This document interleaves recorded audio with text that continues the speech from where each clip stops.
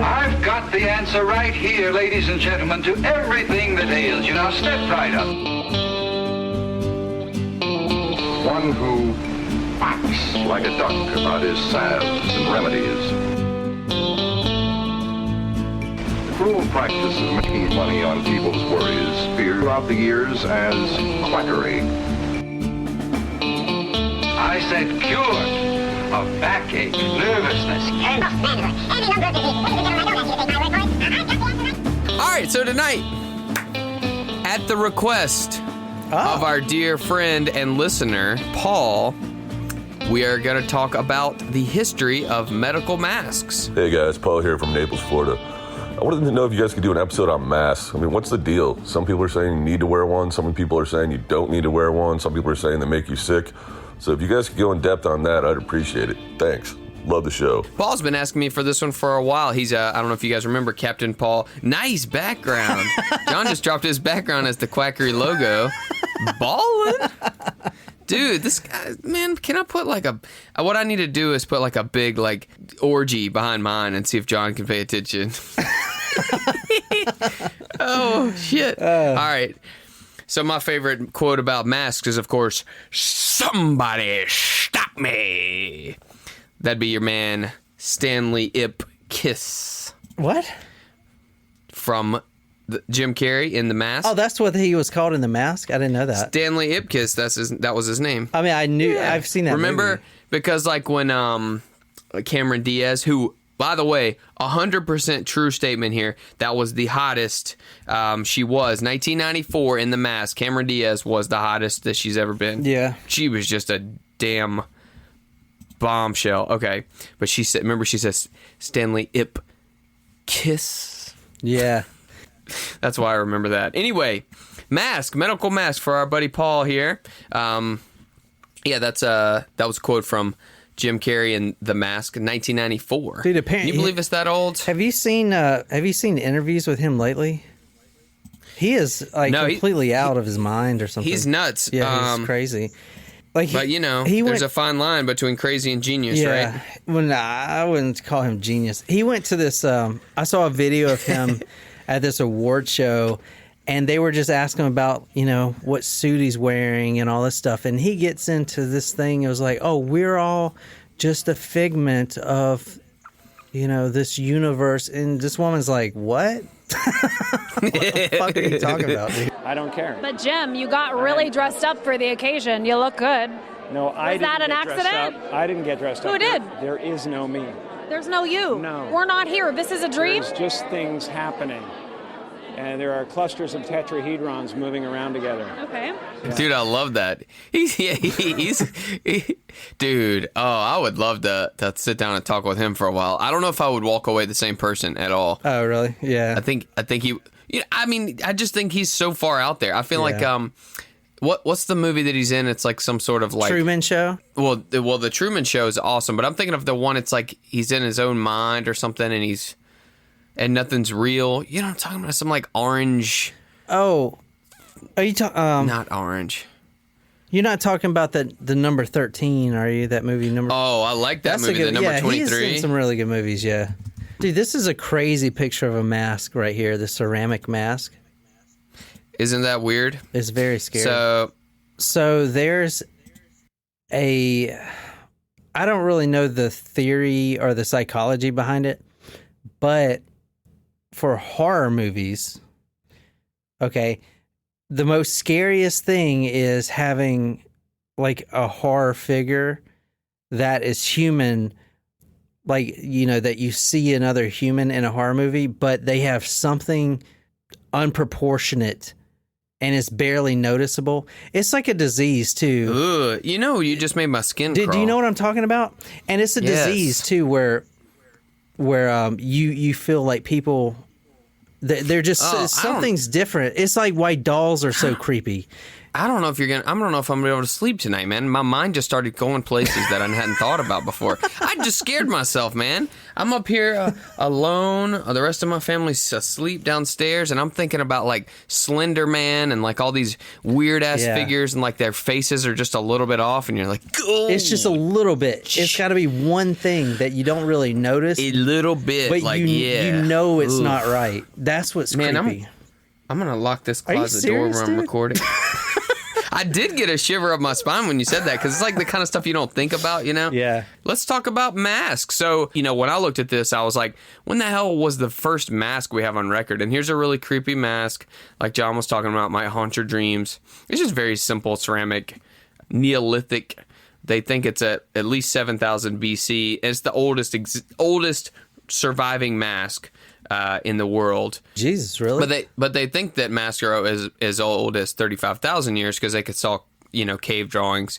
I guess just since there were people would want, like, they wanted to put on a different person's face. It's really creepy, man, because look how, oh my God, look how proportionate the eyes are. I mean, just being so old makes that so creepy. Yeah. You know, I mean, with the little you know, curled up mouth. I mean, it's very well made.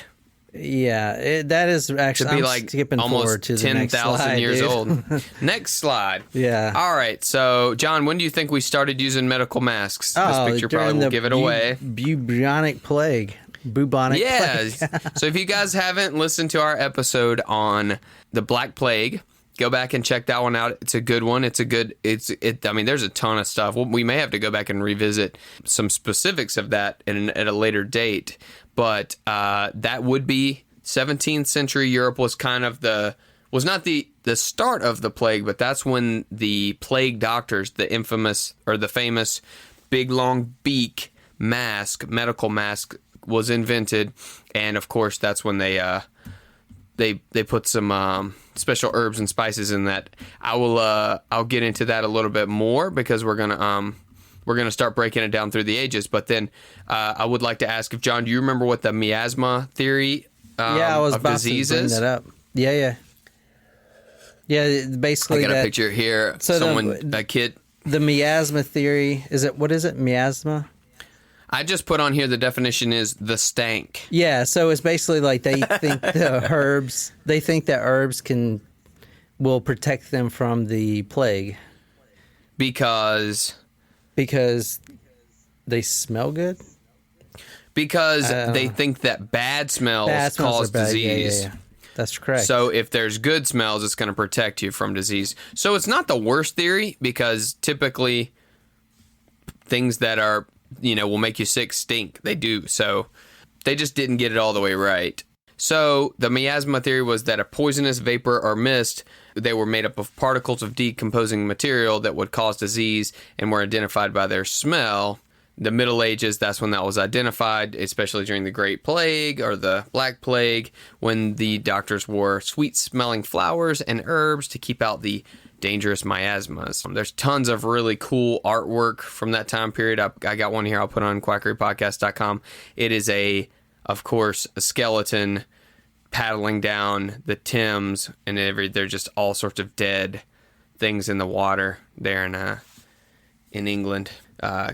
Kind of disgusting, but kind of cool. One interesting thing here, kind of jumping ahead, is that you've heard of Florence Nightingale? I've heard of it, yeah. Heard of her.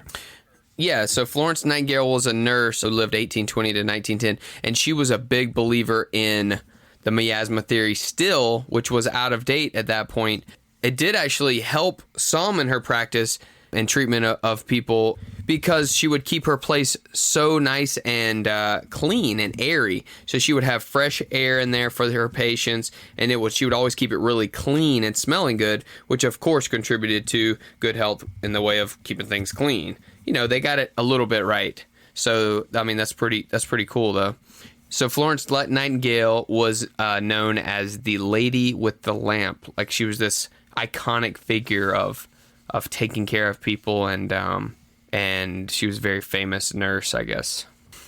we're gonna break down medical mask history through the years. I think you posted this one already on the Taco Cast, the ineffective mask bingo. You saw this one, right? It's like all the different ways of people are wearing masks, and like if you get them all in a row, you get bingo. I'll put this on quackerypodcast.com. It's got like the chin strap, the sideways, the feed bag where it's like open at the top so you can sneak food in the top, the hanger where it's only on one ear. They're all really funny. It's all so true. You see these every day. But so a lot of what I got here, I just want to go ahead and give props to this article in Bloomberg that is really nice. It's called "Pandemics Come and Go, but Medical Masks Are Eternal." And also, I'll watch this video by Corporis on YouTube, The Evolution of Medical Masks. Really well done. Tons of good information, really well cited. So I just want to give those guys a shout out as I go forward here. So again, touching on the plague doctor, that's the first one, Dr. Beak, as we had talked about in the Black Plague episode. He made the plague mask famous, and I actually found a picture of a surviving plague mask that they have on display here in London. I'll put that up on quackerypodcast.com. It's really cool looking. It's like the leather is all warped and the beak part of it's like all shriveled, kind of looks like a penis now. It reminds me of Alf. Oh, right? It kind of does like a Alf alien life form. Yeah. You just put a little fur on that nose and that's Alf, man. It's so creepy, man. It's really that creepy. one might actually work because it looks like it's covering your mouth too. It looks sealed up, right? Looks sealed I know up, yeah. that probably would be. But I mean, you could still get air up from underneath it, I guess, unless you sealed it off below your clothes. That would help, at least a little bit. But of course, they believed in the miasma theory, so they would put the nice smelling stuff in there, and that wasn't super effective. Now, it looks like they're either made out of leather or porcelain, all these different things. The beak was made out of different stuff. The one here we'll post again on quackerypodcast.com. The whole thing is made of leather, including the beak, so it's crazy that thing survived so long. Hey, can I ask a question about the mask? Yeah. And I guess they didn't do this, but do you think that some of these guys put like dirt, like a filter now has charcoal in it, one of the good filters, and that kind of, stops the bacteria and stuff. Do you think they kind of filled it with dirt too? I don't know. Or was it just like leafy herbs? From everything I saw, it was flour, anything that smelled strong and good. Okay. But, I mean, the way that they would do it, maybe when they grabbed up some, basil and daisies, maybe they got some dirt in there. I mean, I don't know. I don't know how effective it would be if it's not, a clear filter where it has to come through. Yeah. We'll talk about the effectiveness of different materials here coming up, too, in the podcast. But, that's an interesting thought, though. Like, if it was packed with dirt, if they had to breathe, it's almost like, as we'll get into, the more stuff the air has to go through, the better chances are that it will get caught in it. So when we go up to kind of the 19th century, which would be like 1800s, early 1800s, there really wasn't any change from basically the Middle Ages until then with medical or any masks, really. They started, so there would be a lot of dust and things like that. So these fancy women would wear these veils, and I'll put these pictures up, and it's just like a full veil that covered their face, and it was lacy and you could see through it. So it didn't really do much, like it barely even covered any dust. But then the funny part was they got more into fashion because that's when germ theory started to take off. They're believing that there's little tiny things, little germs that are making you sick and not the bad air. So they thought, well, if germs are on the dust, then we can block it with these lacy masks, which they obviously didn't do anything, but that was interesting that it got popular in that time period. A little more on germ theory. It replaced the miasma theory, and it just a belief that organisms too small to see, except through a microscope, were what was making us sick. Of course, like we talked about on the vaccines episode, Louis Pasteur was a big opponent of this, and he showed a lot of these things, proved a lot of these things. Yeah. You know who was also a really big proponent of this and claimed to be the first one to see germs under a microscope, even though I don't think he was, is Robert, what's his name, Robert Hooke? Captain Hook? No. Well, I think it was Robert Hooke. He was like Isaac Newton's nemesis. You know, Really? Yeah, it's really interesting. And Oh, I didn't know he had a and nemesis. he was That's badass, yeah, man. dude. They I were. need to get me a nemesis. You got that It'd one be a guy lot on cooler Twitter, if don't I had you? one. Or Instagram. Oh yeah, that's true. Yeah, but I mean, no, it's on Twitter. Yeah. He's my Twitter troll. But I mean, Yeah. you know, that's not real. That's not real. Yeah. So, okay, then fast forward, you know, just a little bit to 1905. There was a female physician. What? It was a woman doctor in I mean, that's actually pretty damn impressive. I have a picture here. I'll put it up on quackerypodcast.com. It's a stamp with her on it, which is pretty badass because she was big time social reformer. She was a physician, and she also wrote a lot of articles for the American Journal of American Medicine. And one of them was she went around to all these different surgical, you remember, you watch any movies where like when they did surgeries, they had the big ass auditorium and he's like, just Yeah. like waving around everywhere and like, check out this. And now I'm going to cut his spleen out and look over here. Everybody pay attention. This is his penis. Like they're just chopping him Yeah. up and everyone to see. Well, when they were doing those, they weren't wearing any masks. And so she was watching as he was just spitting and sneezing and coughing, just all sorts of mucus and sputum into the open surgical site, just by the bucket loads. Because he's lecturing basically while he's doing. So, I mean, if you think about, especially at teaching hospitals, I mean, that is just gross. Yeah. They're just spitting in your open. You chopped open. I mean, no wonder people couldn't survive that kind of stuff. She said it was so much. She was like, we got to do something. You got to cover up somehow. Now people didn't really take her advice at that point. That's 1905. That's when she started recommending surgical masks. I mean, I give her props for paying attention to that and being like, we needed to do something. So go forward a little bit further. And this is probably the biggest quackery. Well, the masks are not quackery. What the surrounded the masks here was. Have you heard of the Manchurian plague? I didn't really know a lot about it before. No, I It was haven't. very bad over in China. So in 1910, here's a quote. This was from Lynn Terrace, who's like a medical history expert or something. He's a doctor. Go ahead. I want to say that I've never heard of the Manchurian plague, but I have heard of something like the Manchurian experiment or something. I've heard of the word Manchurian with something in it, maybe experiment or something. I don't know. Yeah, the Manchurian. Project, is that one of the bad guys off of? I believe that's Iron Man 3, the Manchurian.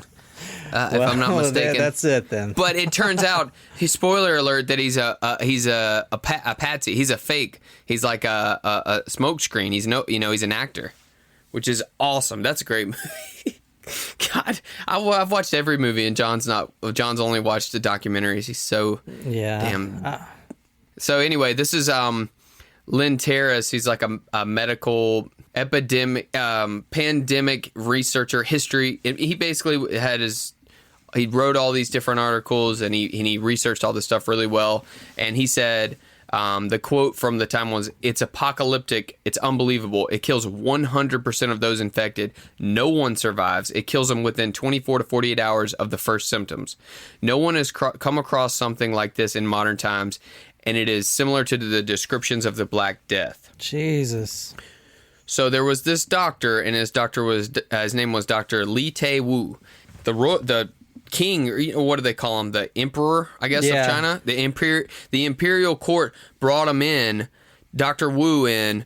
He actually studied at Cambridge, so he's like been around, very smart guy. He said his idea was that this was a airborne illness. People were not catching it because germ theory had already been well established pretty much before this, and so people were like, what do you mean in the air? Like, that's old way of thinking. That's miasma theory. Like, germs, maybe they'll get on dust and stuff, but like if people are near each other, if they're not touching each other, then what's the big deal? We know that like there's such thing as germs. So it was like a step back, but his invention was basically this mask. It was just a shitload of gauze. You just wrap it around your head like 1,000,000 times, and it looks pretty cool, actually. Like, it looks pretty legit. Yeah. And they said these things worked really well because it was so thick. It was all like this thin cotton that was wrapped a lot, and it was like a breakthrough. Like, this was the beginning of everything that we have now. This guy, Dr. Wu, is like the father of modern medical masks. But the best part was there was this expert on diseases, and he was a French doctor named Gerald Mesny. Here's a quote from Lynn Terrace. He says, "There's a famous incident. So he's confronted by an old hand in the region, a French doctor, is Gerald Mesny, and Wu explains to the French doctor his theory that the plague is pneumonic and airborne. And the French guy humiliates him and in very racist terms says, 'Well, what can we expect from a Chinaman?'" Oh. That's what the French guy says to him. So, and to prove his point, Mesny goes and attends to the sick in a plague hospital without wearing one of Wu's masks. And he died 2 days later. Isn't that shit crazy? Yeah. This damn racist just got himself killed. Oh my gosh, man. I mean, that is just if that's not. So then obviously a lot of people in that region started making their own masks, and some of them were really weird. Like, it was almost like the old plague mask. They were like, it'd be these big, like, almost look like KKK hoods with glasses built into them and like bags over their heads, all sorts of shit, diving masks. Jeez. Like, I'll put a picture. It's kind of grainy and hard to see, but you can see like a lot of them look like they're just a big bag over their head, but it's something, you know? Yeah. So that's what the thing. So the whole world kind of saw this happening, and it struck at a very interesting time because the biggest flu pandemic of I think ever, if I'm not mistaken, the 1918 Spanish flu. Epidemic. So what was it? They said like it killed way more people than both world wars combined. Jesus. Which is pretty damn wild. First off, they would imitate the masks from Dr. Wu because the pictures of him wearing it are pretty badass looking. Like, he kind of looks like a Dr. Ninja. Yeah. So that kind of helped with the popularity of it. But then during the flu epidemic in America, they had a lot of people who there's places where they actually would start to force them to wear the masks in 1918. Sounds so I actually familiar. have a picture here. Yeah, here's an awesome picture I found. It says there's some people wearing masks in San Francisco at the time where it was mandatory to wear masks in public. Wow. And they have a sign that says wear a mask or go to jail. Like, I guess protesting it, but they're all wearing their masks. It's kind of crazy. That's crazy. That's from the Library of Congress, yeah. Wear a mask or go to jail. Yeah, isn't that crazy? Yeah.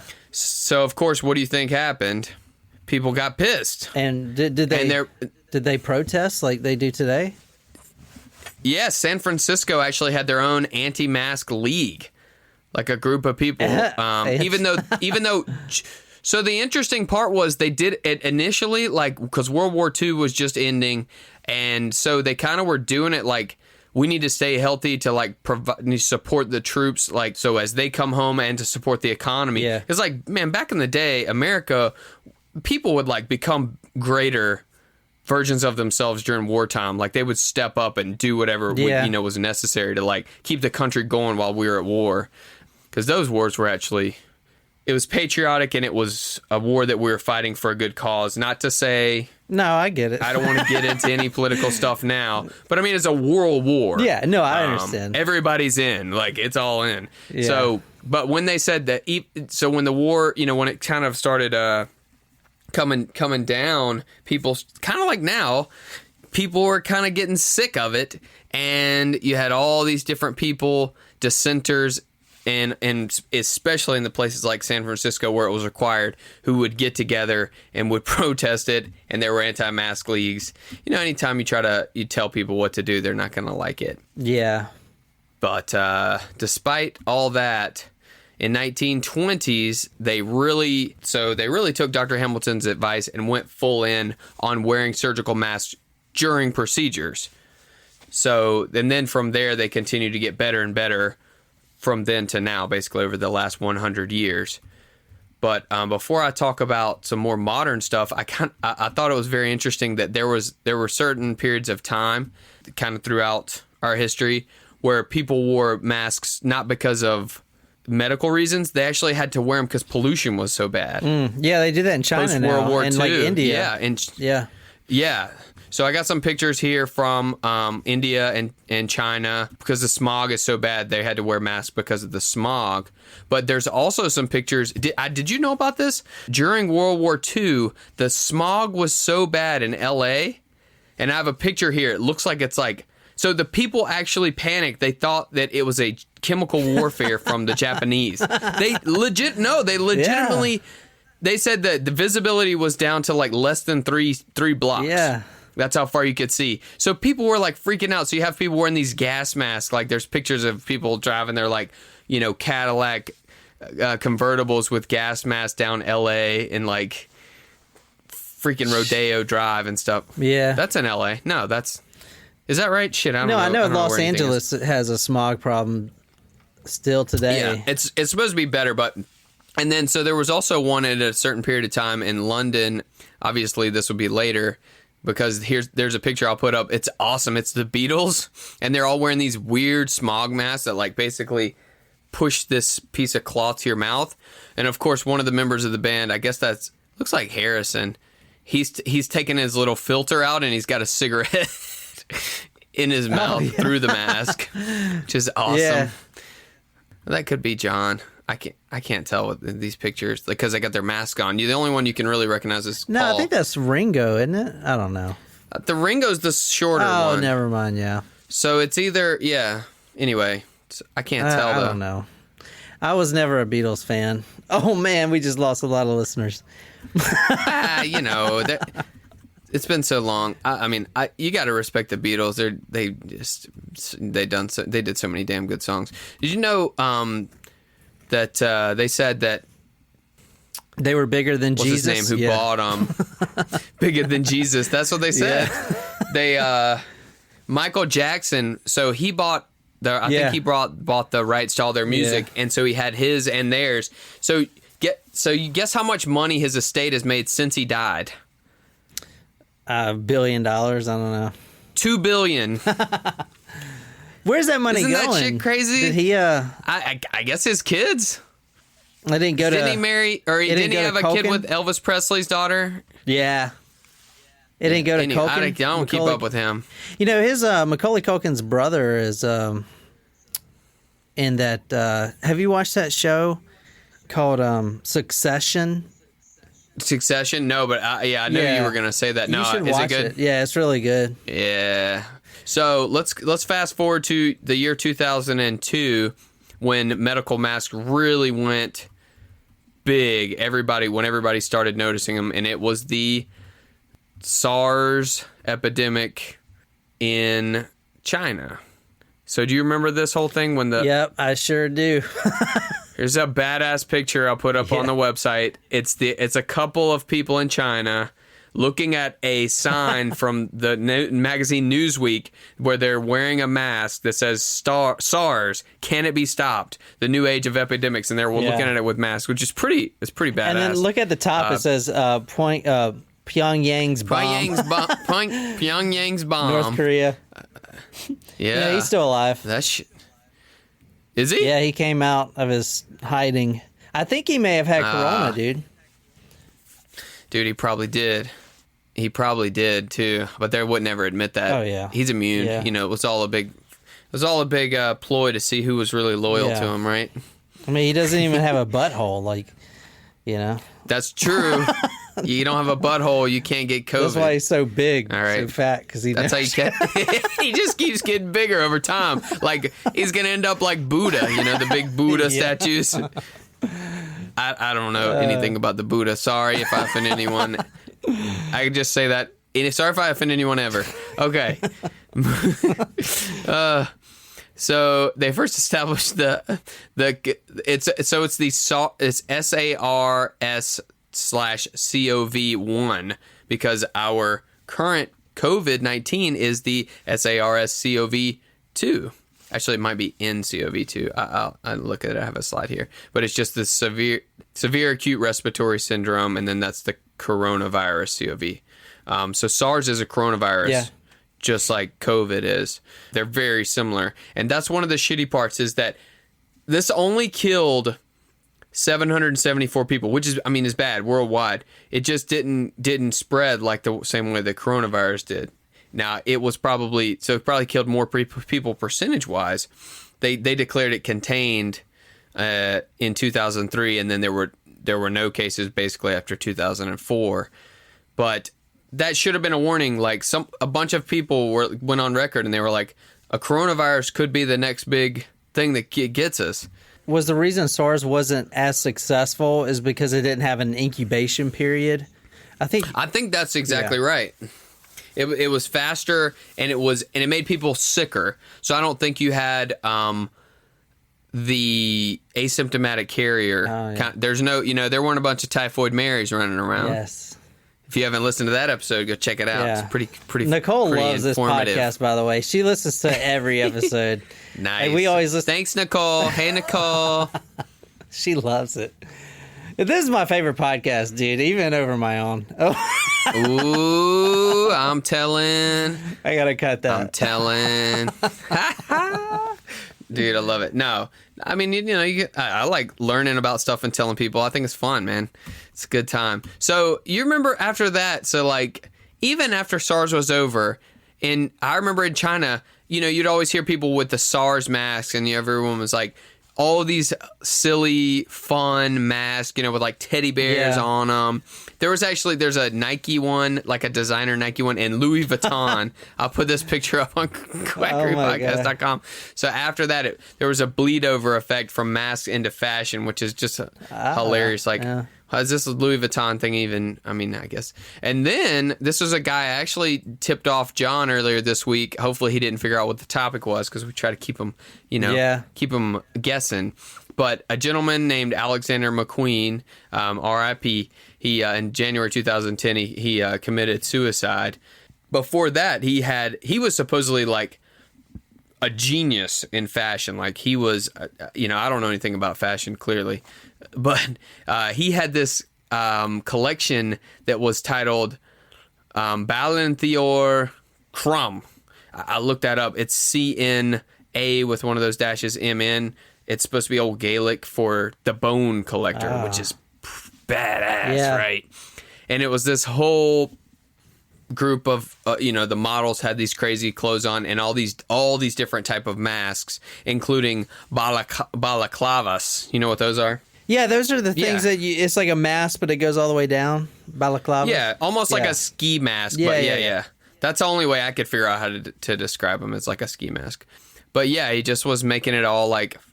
It's crazy how famous it became. It even was in like very high end fashion shows from this guy who was supposedly like the best, or was going to become the best, ever. And one really weird part that I found that was on this website was that I titled the slide "Masks Go Grande" in 2018. Ariana Grande, the singer. I don't even know any of her songs. Sorry if y'all are big fans. But she came out with she had an album, I guess it was called Sweetener. And so she had Sweetener edition masks that she sold with it. That was in 2018, which is kind of weird because, Yeah. I don't know how many people bought the masks. Maybe some people, in Asia did. I don't know if it was still popular then. But now it's kind of crazy how at that point, people were probably looking at it like, what the hell are you dropping, masks for? And now it's like, oh, shit, are these still available? Dude, we should check her, Facebook and see if she's friends with Bill Gates, because Bill Gates is the one that dropped this virus. Oh, boy. Well, it's a good opportunity to get people in their houses so we can set up 5G, man. It's all about those G's, ID man. 2020. What you know about that? Jeez. So I found an awesome picture of these two guys. It's I guess this is from Japan, but it's two guys who are wearing a bra. They're sharing the bra cups as just their noticed mask. that. Oh my God. They look like real masks, but it's a bra. I love that. We should take a picture of us doing that. So, obviously, in the end of 2019, SARS-CoV-2, which is known as the COVID-19 novel coronavirus, it brought masks back to into the public view greater than ever before, and hopefully greater than it ever will be again. I mean, who knows? Maybe they're probably going to be a part of our culture. Kind of like after SARS in China, everybody was wearing them, and Americans were like, that's just kind of weird. Like, yeah, are they afraid, someone's going to give them a cold? Like, oh, isn't SARS just like a flu or a cold? And I mean, what the hell are you guys so worried about? Well, now, shit, we're in this whole, the whole deal too. The whole world is. So I wanted to kind of talk about the two major types of kind of mask for the two different kind of groups of people who need them. So obviously there'll be frontline or really professional medical worker masks, and then masks for everyone else, and why they're different. Because there was a lot of confusion initially. You remember they were like, oh, masks don't work. Oh, masks do work. Oh, N95 masks are the only ones that will work. Oh, don't wear any of them. And it was a big mess because what was happening is everybody was buying up the medical N95 masks, and the people in healthcare were at a huge risk to catch it because nothing was available. But instead of being honest about that, because people kind of they're very panicky. I mean, you look what happened with toilet paper, right? If saying, oh, N95s work, but we don't want you to have them because we don't have enough. And if you go buy them all, then the healthcare workers won't get them, which is true. They just said, oh, none of them work, so we recommended nobody wear them, That's right? bullshit. Right? Isn't that crap? That's complete bullshit. So an N95 respirator is a mask that filters out 95% of airborne particles, including large and small particles. And they should be reserved for healthcare workers and first responders, because they're not still having a trouble getting enough of these masks. They need it. Doctors, nurses, and medical staff. Eventually, you're not going to be able to use them anymore. You have to replace them. And the reason why a lot of people think, oh, well, can't you just sanitize them or do whatever? You can, but that's not the problem. Like, sanitizing it, the outside of it is probably good to sanitize, but you just don't want to touch that. But the reason why these continue to work, and actually they continue to get better as you use them, because the matrix, so you think about it like, I think one person described it like a chain link fence. You think about a chain link fence, and the virus is a golf ball. So if you just have one chain link fence, you throw a golf ball, it might make it through, it might not, but those holes are plenty big enough, it's probably just going to fly right through. But if you start stacking multiple chain link fences, it's going to make this matrix where even if it makes through one or two of those, it's going to get stuck. And not only that, once it gets stuck in all these chain link fences, it's going to create more blockage. So it's actually going to make the filtering of the mask better as it goes. Does that mean I don't have to change my refrigerator filter anymore?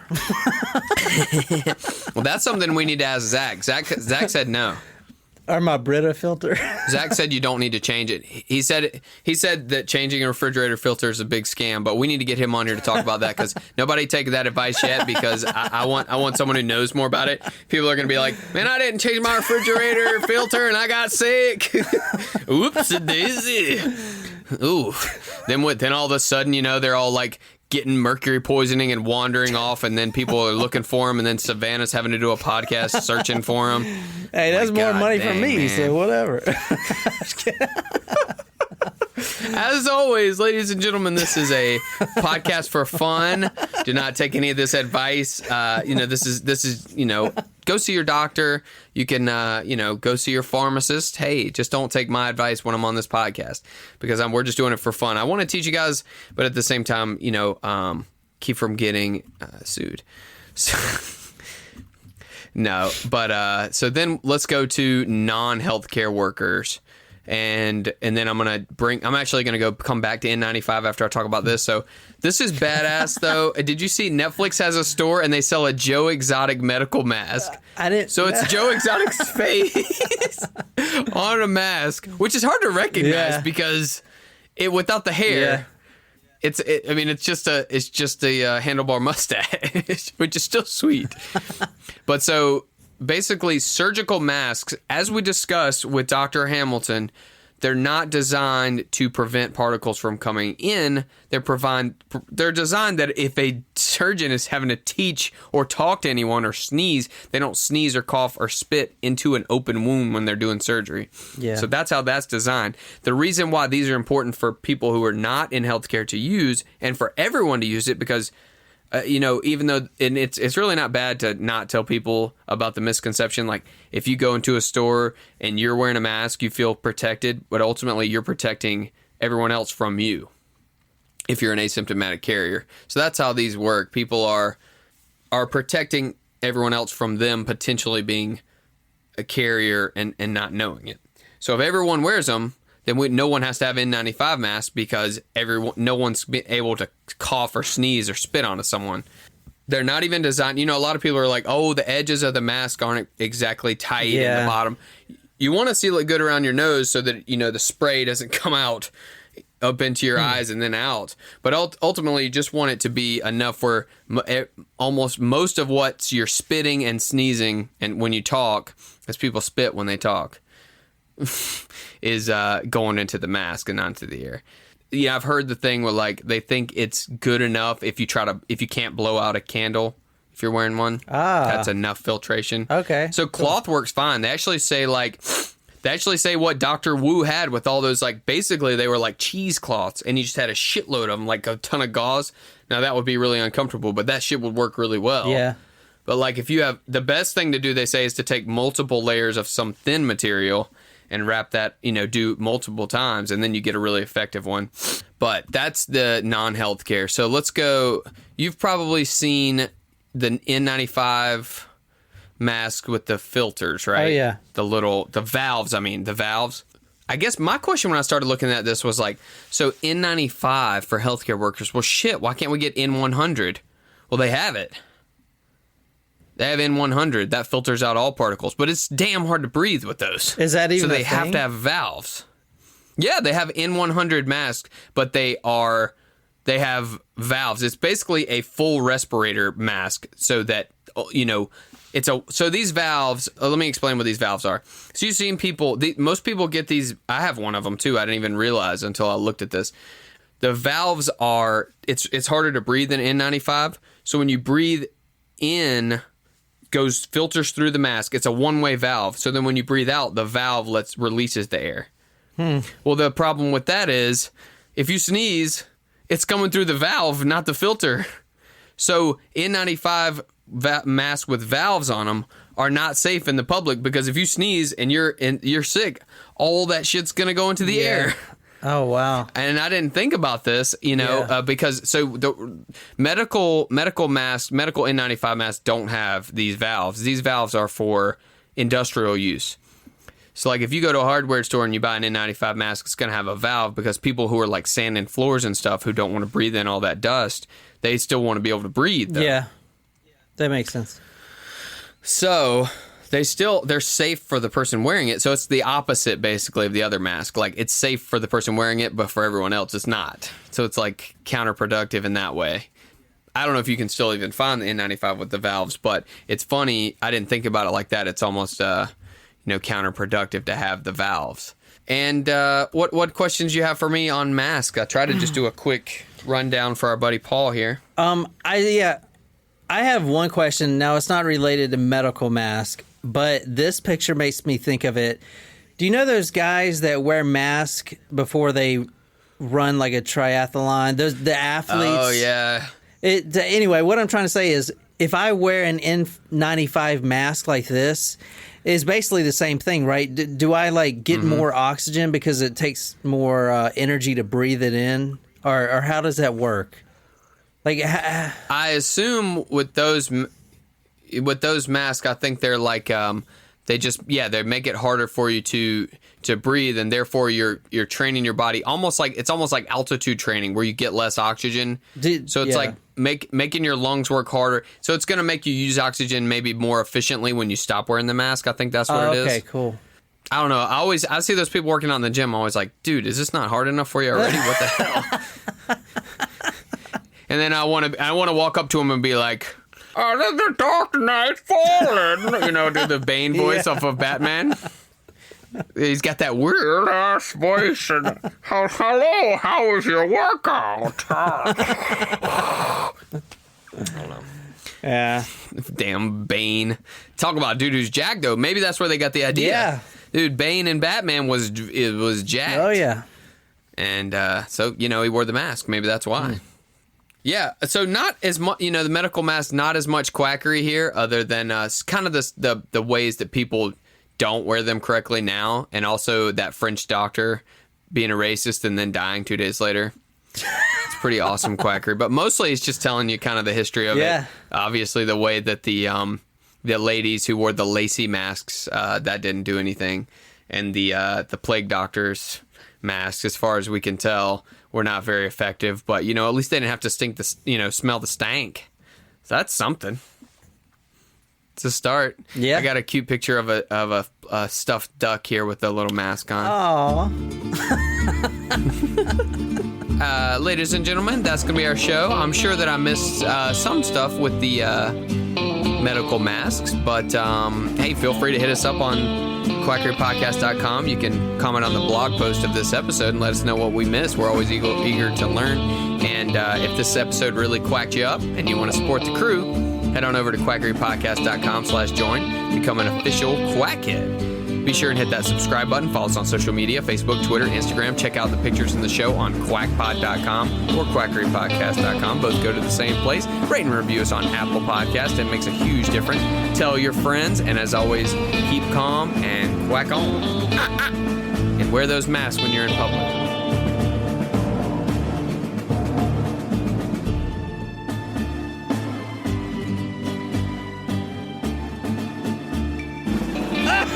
What is that? That's so weird. Dude, That's so weird. That has to be new. I never saw that before. This one looks like he's like rubbing one out, doesn't it? Yeah. So, ladies and gentlemen, I'd assume John's going to put this into the bloopers. The thumbs up on Skype definitely looks like, rubbing one out. I'm just going to say it. That's some really weird shit.